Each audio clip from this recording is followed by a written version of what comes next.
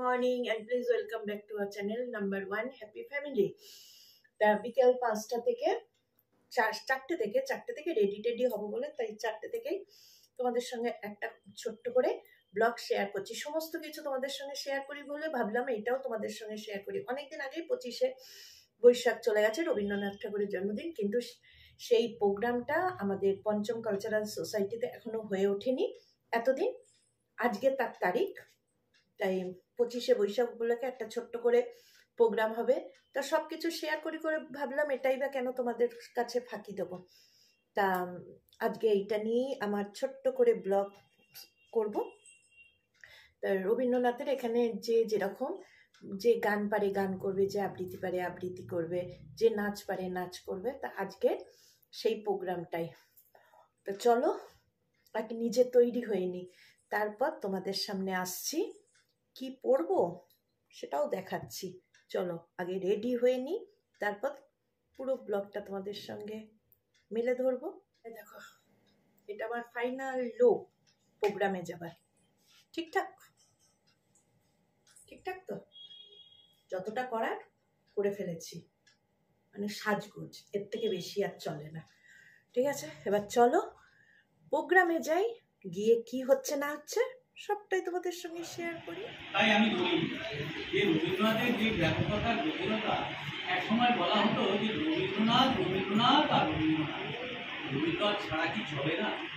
রবীন্দ্রনাথকে পছন্দ না করারও একটা দল তৈরি হয়েছে, এবং সত্যি তাই, রবীন্দ্রনাথকে ছাড়া কিন্তু আমাদের চলে না। আমরা দেখেছি যে বাংলা সংস্কৃতির প্রতি রবীন্দ্রনাথের এই যে নিবেদন, সাহিত্য সেবক, যারা সংস্কৃতি সেবক, তারা ব্যক্তিগতভাবে কোনো না কোনো পেশার সঙ্গে শব্দচয়ন। তিনি কবি, গগনে গরজে মেঘ, আমাদের সারা জীবন আমরা অবাক হয়ে যাবো শুধু একমাত্র রবীন্দ্রনাথের কাজ।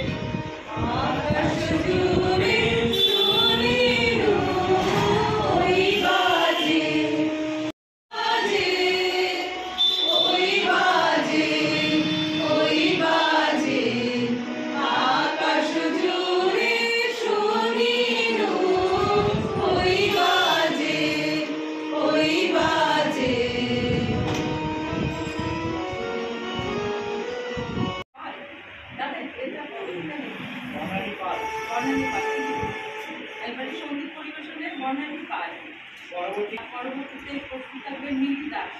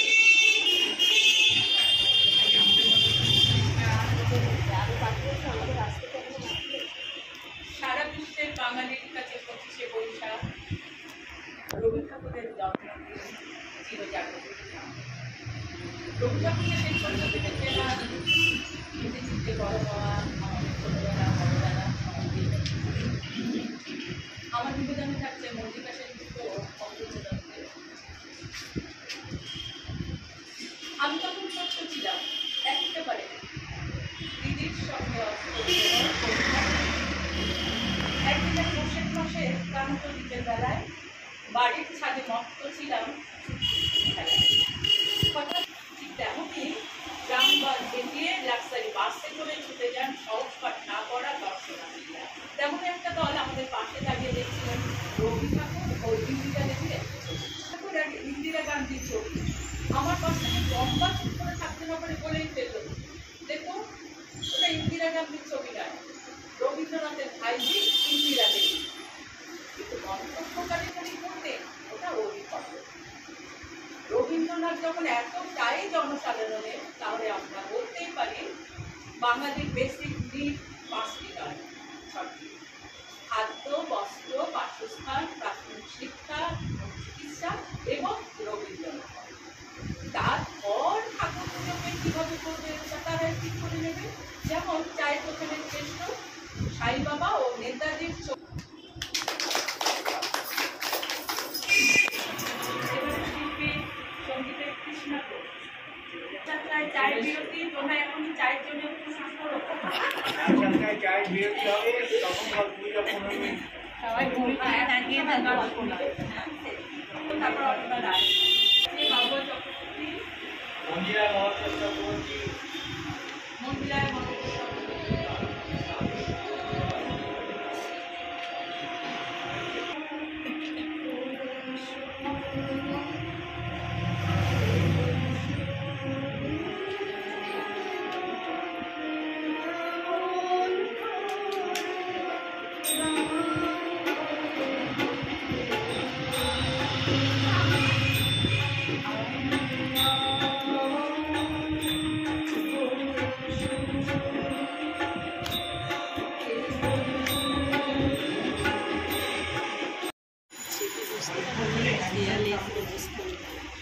তুমি ওই দিকটায় বসবে, তাই বলছো?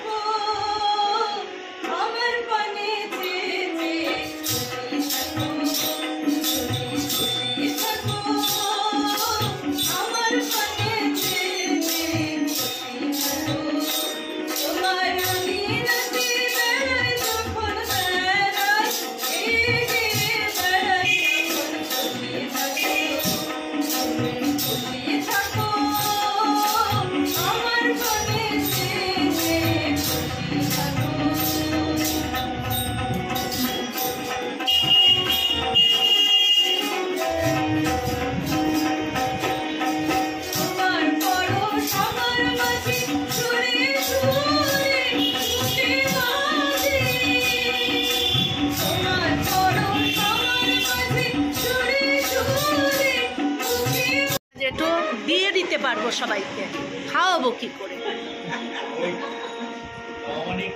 ও জানা ছিল না, খেতে দিতে হবে।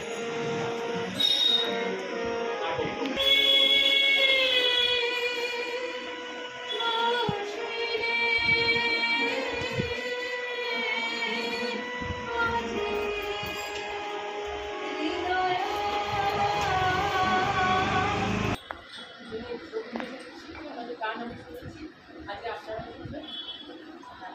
একটা সুন্দর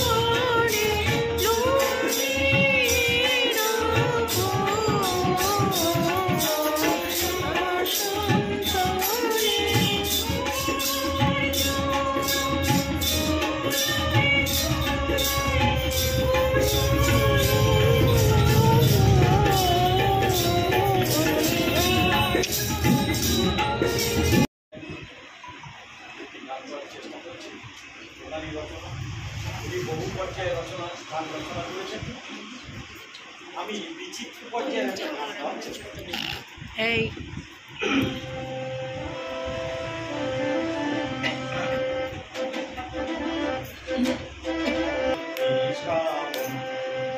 সনাতন ছন্দে করছে যে নর্তন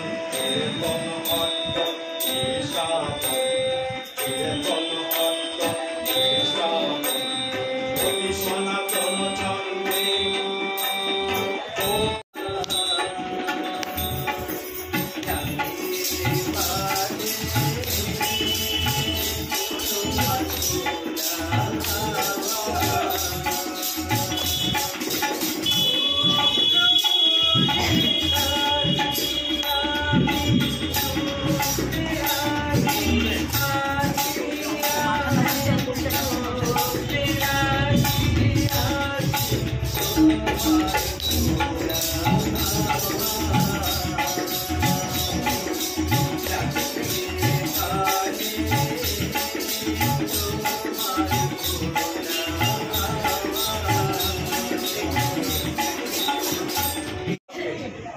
তাও চেষ্টা করছি।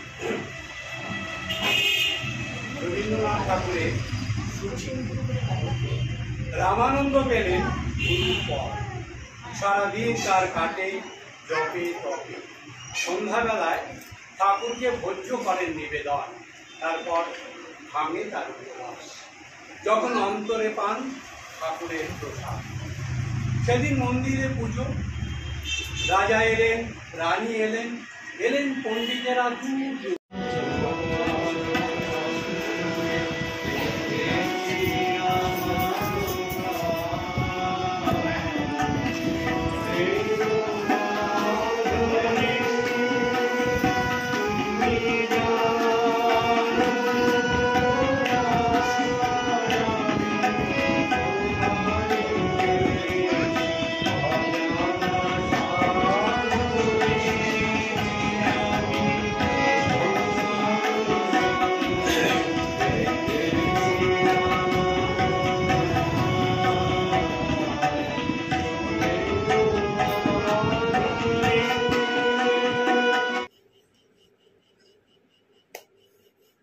কটা বাজে বলো তো? 9:45। একটু বাজার টাজার করে নিয়ে বাড়ি ঢুকলাম।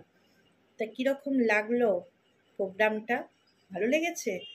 যদি কেউ ইন্টারেস্টেড থাকো তাহলে আমাদের পঞ্চম কালচারাল সোসাইটিতে এসে অংশগ্রহণ করতে পারো।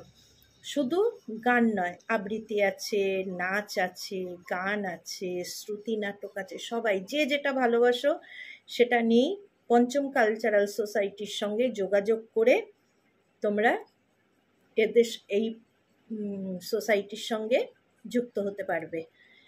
খুব ভালো লাগবে। আমরা কয়েক ঘন্টা প্রত্যেক শুক্রবার করে এই প্রোগ্রামটা হয়, ঘরোয়া হয় বা যে যেরকম নাচ পারে, গান পারে, আবৃত্তি করে, যে যেরকম পারে সে সেরকমভাবেই করে। বিশাল কিছু জানতে হবে তা নয়। কেউ যদি নতুনও শুরু হয়ে থাকে, আমরাই খুব একটা পুরানো গায়িকা নয়, ঠিক আছে? ওই ভালো লাগার জন্য একটু যাই, আনন্দ করি সবাই মিলে, গল্প করলাম, আড্ডা দিলাম, একটুখানি একটু গান করলাম, যে যেটা পারলাম করলাম, করে টোরে আবার 8:30টায় যার যার বাড়ি ফিরে আসি। একটুখানি নিজেদের ভালো লাগা, সারাদিন তো সংসারের মধ্যে হাজবেন্ডের ভালো লাগার চিন্তা করছি, ছেলের ভালো লাগা, মেয়ের ভালো লাগা, ঘরে গুরুজনদের তাদের ভালো লাগা, কিন্তু নিজেদের ভালো লাগাটা কখন চিন্তা করি? পাই না সময়। কিন্তু আমরা ওই একটা দিন করে বেছে নিয়েছি আমাদের ভালো লাগাটা ওখানে গিয়ে মন খুলে প্রকাশ করি। তা কেউ ইন্টারেস্টেড আছো নাকি? চলে এসো খুব তাড়াতাড়ি। শুধু মানে আসার আগে যদি কেউ আগ্রহী থাকো আমাকে কমেন্ট করে জানাবে কোথায় হয় বা কিভাবে যোগাযোগ করতে হবে, আমি অবশ্যই জানিয়ে দেবো। তাহলে সবাই সুস্থ থাকবে, ভালো থাকবে। অন্য কোনো দিন অন্য কোনো ব্লগের সঙ্গে আবার নাম্বার 1 হ্যাপি ফ্যামিলি হাজির হবে। ততক্ষণ সুস্থ থাকবে, ভালো থাকবে। আজকের জন্য টাটা, গুড নাইট।